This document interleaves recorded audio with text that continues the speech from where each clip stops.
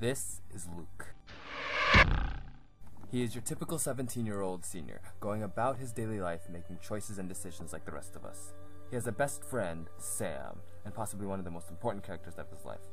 They've been close for the longest time, and now they're on their way to graduate, to follow a career and a degree of their choosing. But is it really theirs to choose?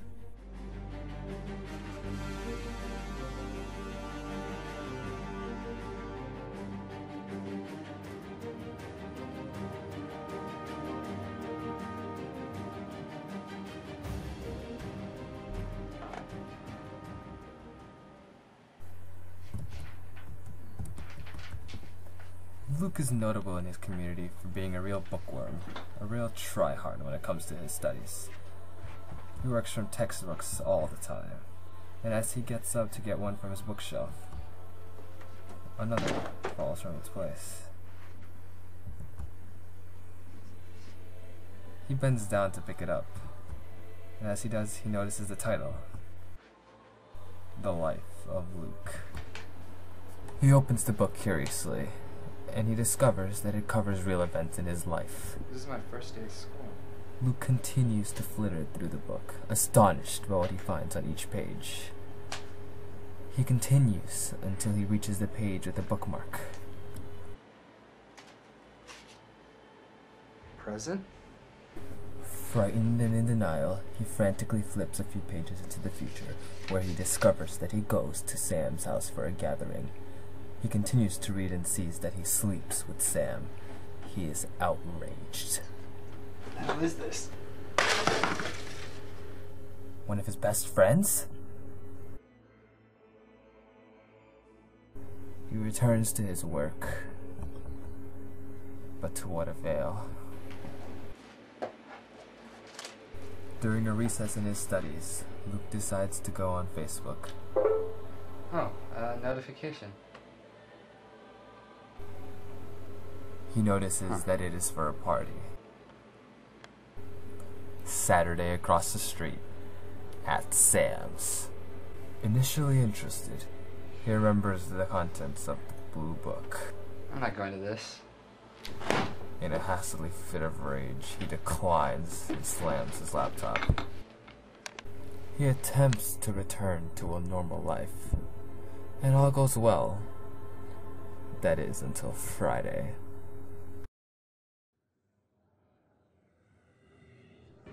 Alright, see you, Luke. Go in class. But as he continues down the hall, he notices papers lining the hallway.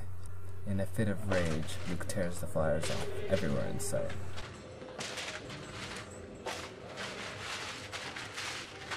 Luke returns feeling better. Let's do it. He is confident that his life is not under control by a silly book. After all, this was all an easy trick to play. It was his choice not to go to the party. The night of the party fast approached, and the music was blasting. It irritated Luke. He stood up and took a look out of the window.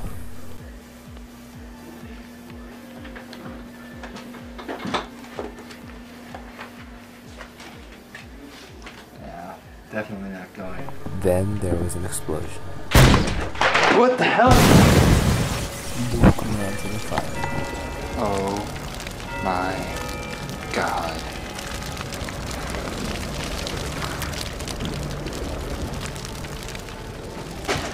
Where's the fire extinguisher?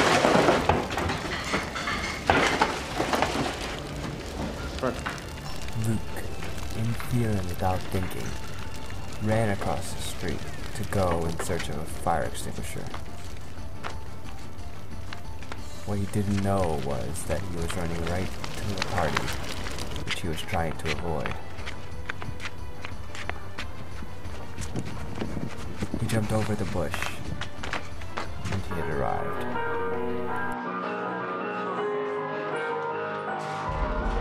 Guys! Where's the fire extinguisher? He asked. He then began to faint due to his exhaustion and shock. He was out. Luke began to regain consciousness. Oh, he's finally coming through. Really? Luke, are you okay? The party had been disbanded due to the fire next Luke, door, I'm so glad you're alive. Luke, said a policeman. there is no easy way to say this, but your house burned down. He said as he reached for his pocket. Everything is charred and burned, but the only thing we found was this book. He pulled out the one thing Luke hoped he could forget.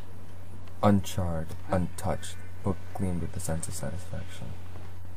Luke, And then he gained a realization of what had happened, I'm sorry about your house, son. said the fireman. I've been talking with your mother, and she says you're gonna have to spend the night here. And then Luke began to understand. There were no coincidences. They were all pre-planned.